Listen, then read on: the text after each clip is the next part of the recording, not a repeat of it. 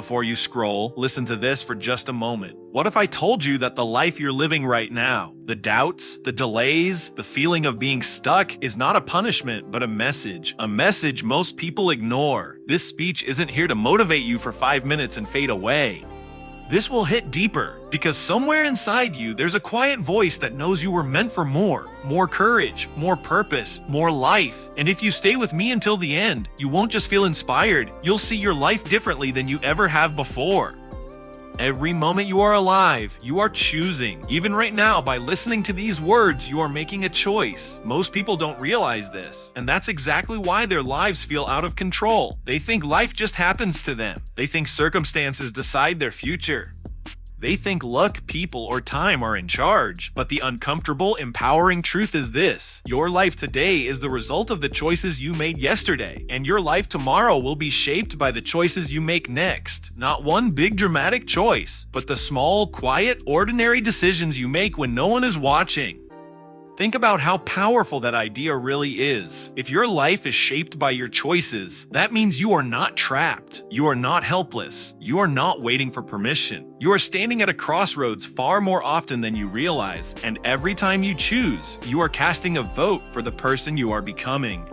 Most people wait for motivation, confidence, or clarity before they act, but choice doesn't wait for perfect conditions. Choice happens in imperfect moments, when you are tired, scared, unsure, and still deciding whether to move forward or stay exactly where you are. Look at someone like Oprah Winfrey.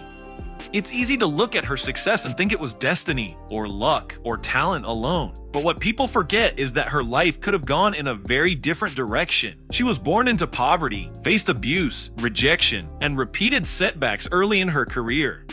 At multiple points, she could have chosen bitterness, silence, or giving up. Instead, again and again, she chose to speak, to grow, to learn, to show up even when she felt unwanted. None of those choices guaranteed success in the moment, but together, over time, they shaped a life that millions now admire.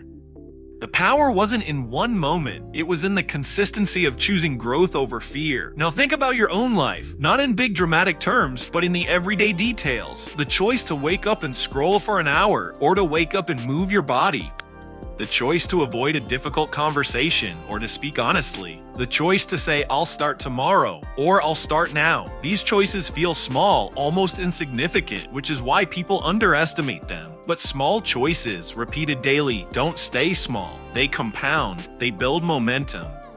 They quietly create habits, and habits eventually create destiny. There is a story of a man named Viktor Frankl, a psychiatrist who survived Nazi concentration camps. He lost his family, his freedom, and almost everything that gave his life comfort. If anyone had a reason to believe that life was purely controlled by external forces, it was him. Yet Frankl wrote something that still shakes people to their core decades later. He said that everything can be taken from a person except one thing: the freedom to choose one's attitude in any given set of circumstances. In a place where he had no control over food, safety, or survival, he discovered that choice still existed inside his mind. That inner choice became the foundation of his survival, and later his life's work. If choice exists even there, it exists everywhere. What holds most people back is not a lack of ability, but a habit of unconscious choosing. They choose comfort over growth without realizing it. They choose familiarity over possibility. They choose short-term relief over long-term fulfillment, and then they wonder why they feel stuck. The truth is uncomfortable because it puts responsibility back into your hands, but it's also liberating because it means change doesn't require permission from the world. It requires a decision from you. Think about how many times you've told yourself, "I'll change when things calm down," or "I'll take action when I feel more confident." But confidence is not a prerequisite for choice. Confidence is a result of choice. Every confident person you admire once made a decision while feeling uncertain. Every disciplined person you look up to once chose to act while feeling unmotivated. The difference is not that they felt something you don't. The difference is that they chose differently in the same emotional state. Consider a relatable example. Imagine two people who both hate their jobs. One complains every day, waits for things to improve, and distracts themselves to escape the discomfort. The other decides to spend 1 hour a day learning a new skill, applying for new roles, or building something on the side. At first, their lives look identical. Same job, same stress, same routine. But after 6 months, one feels more trapped than ever, while the other sees options opening up. After 2 years, their lives may look completely different. Not because one was smarter or luckier, but because one made a different choice consistently. Choice also shows up in how you talk to yourself.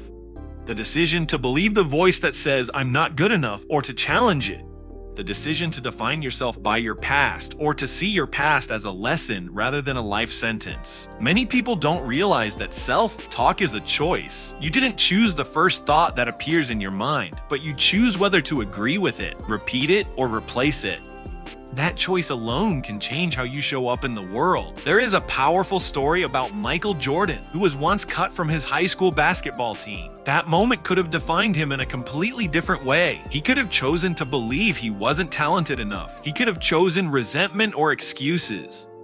Instead, he chose to work harder, to train relentlessly, and to turn rejection into fuel. That choice didn't just change his career, it changed the history of basketball. Rejection didn't create greatness, the response to rejection did. What's important to understand is that choice doesn't always feel empowering in the moment. Sometimes it feels heavy, sometimes it feels lonely, sometimes it feels like you're walking against the current while everyone else stays comfortable. Choosing growth often feels worse before it feels better. That's why so many people avoid it, but the pain of discipline is temporary. The pain of regret lasts much longer. There is also a quiet choice you make when life hurts. You can choose to let pain harden you, or you can let it shape you. You can choose to close your heart, or you can choose to become deeper, wiser, and more compassionate. Many people who have gone through the hardest experiences often become the strongest, not because pain magically made them better, but because they chose to extract meaning from suffering instead of letting it destroy them. Look at someone like J.K. Rowling. Before Harry Potter, she was a single mother living on welfare, facing rejection after rejection from publishers. At that point, she described herself as having hit rock bottom, but she also said that rock bottom became the solid foundation on which she rebuilt her life. That wasn't luck. That was a choice to keep writing, to keep believing in a story when no one else did. The world didn't change first. Her decision did. Choice also determines who you surround yourself with. You choose whether to stay around people who drain you or people who challenge you. You choose whether to tolerate disrespect or to set boundaries. These choices can be uncomfortable because they may require distance, difficult conversations, or letting go of familiar relationships. But who you allow into your life shapes your standards, your beliefs, and eventually your future. Another overlooked area of choice is patience. Many people quit not because they can't succeed, but because they can't tolerate being a beginner. They choose immediate validation over long-term mastery. Every expert you admire was once invisible. Every success story includes a long chapter where progress was slow and results were unclear. The choice to continue anyway is what separates those who grow from those who stay where they are. You don't need to overhaul your entire life today. That idea alone overwhelms people into inaction. What you need is to become aware of your next choice, the next conversation, the next habit, the next hour. Life is not changed in a single moment of inspiration. It is changed in thousands of small moments where you choose alignment over avoidance. Even choosing to listen to a message like this is not accidental. Something inside you is already searching for more. The question is not whether you have the power to choose. You do. The question is whether you will choose consciously or let default patterns decide for you. Imagine yourself 1 year from now. Same fears, same habits, same routines. That future exists if you keep choosing the same way. Now imagine a different version of you. Not perfect, not fearless, but slightly braver, slightly more disciplined, slightly more intentional. That future exists too. The only difference between those two versions of you is the choices you make starting now. Choice is not about control over everything. It's about control over the next step. You don't choose the cards you're dealt, but you choose how you play them. You don't choose your past, but you choose the meaning you give it. You don't choose how the world treats you, but you choose how you respond. And in that response, your character is formed. If this message feels heavy, that's because responsibility is heavy, but it's also empowering. Because if your choices built this life, your choices can rebuild it. No matter how far gone something feels, no matter how long you've been stuck, the next decision still belongs to you. So the real question is not, can I change my life? The real question is, what will I choose next? Will you choose comfort or will you choose growth? Will you choose fear or will you choose courage? Will you choose to stay the same or will you choose to become someone you're? future self will thank you for. Your life is speaking to you through the results you see every day. Listen carefully, then choose deliberately, because the power that shapes your life has been in your hands all along. Fear is not the enemy you think it is. It doesn't appear in your life to destroy you. It appears to reveal you. Every time fear shows up, it is pointing directly at something that matters, something meaningful, something that has the potential to change you. But most people misunderstand fear. They see it as a sign to stop, to retreat, to wait. In reality, fear is often a sign that you are standing at the edge of growth. The problem is not that fear exists. The problem is that we have been taught to treat fear as weakness, instead of understanding that fear can become one of the greatest sources of strength you will ever develop. Think about how fear feels in your body. The racing heart, the tight chest, the voice in your head listing everything that could go wrong. That sensation has stopped more dreams than failure ever could. People don't fail because they aren't capable. They fail because they never start, they never speak, they never try. Fear convinces them to stay small, to stay hidden, to stay safe, and safety, when chosen repeatedly, slowly turns into a prison. But here's the truth most people never tell you. Fear never goes away before you act. Courage is not the absence of fear. Courage is the decision to move forward while fear is screaming at you to stop. Every strong person you admire has felt fear just as deeply as you do. The difference is not in what they felt. The difference is in what they did next. Consider someone like Nelson Mandela. He was afraid. He would have had to be inhuman not to feel fear after being imprisoned for 27 years. Fear of losing relevance. Fear of bitterness consuming him. Fear of never seeing freedom again. But instead of letting fear turn into hatred or despair, he transformed it into discipline, patience, and vision. When he walked out of prison, he didn't walk out broken. He walked out stronger than those who imprisoned him. Fear did not weaken him. It refined him. It taught him control, perspective, and resilience. That transformation didn't happen by accident. It happened because he chose how fear would shape him. Fear becomes destructive only when you run from it. When you avoid it, it grows louder. When you ignore it, it gains power. But when you face it, something unexpected happens. Fear starts to lose its authority. It doesn't disappear, but it stops controlling your decisions. You begin to realize that fear is not a stop sign. It's a test asking, how badly do you want this? Think about the first time you tried something new, speaking in public, starting a new job, sharing your ideas. You were afraid. Your voice may have shaken, your confidence may have felt fragile, but after you did it once, the fear didn't have the same grip. Not because you suddenly became fearless, but because you proved something to yourself. You survived. That proof is powerful. It becomes a reference point your mind can't ignore. One of the biggest lies fear tells you is that you must feel ready before you act. Ready enough, confident enough, perfect enough. But readiness is not a feeling, it is a decision. Most people wait their entire lives to feel ready, and that day never comes. The people who move forward decide to act while still feeling unprepared. They grow into readiness through action, not before it. Look at someone like Dwayne "The Rock" Johnson. Before the fame, before Hollywood, before the global recognition, he faced failure after failure. His football dreams collapsed. He was broke, depressed, and unsure of his future. Fear was present. Fear of being irrelevant, fear of starting over, fear of failing again. But instead of seeing that fear as proof that he wasn't good enough, he used it as fuel. He leaned into discomfort, into training, into consistency. The fear didn't vanish. It transformed into work ethic. And that work ethic became his strength. Fear often points directly at your perceived weakness, the thing you think you lack: confidence, intelligence, experience, worthiness. But weakness is not permanent. Weakness is simply undeveloped strength. The areas where you feel most afraid are often the areas where your greatest growth is waiting.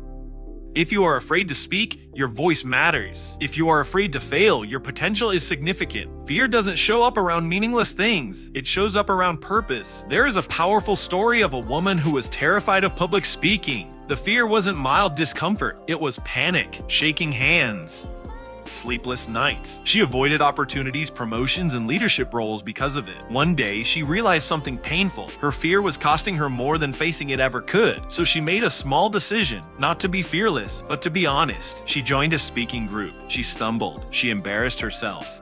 She wanted to quit, but she kept showing up. Months later, the fear didn't disappear, but it no longer defined her. Years later, she was leading teams and speaking confidently. What once felt like her greatest weakness became one of her strongest skills. Fear shrinks when you break it into smaller steps. Most people look at the mountain and freeze. Strong people focus on the next step. You don't overcome fear by conquering it all at once.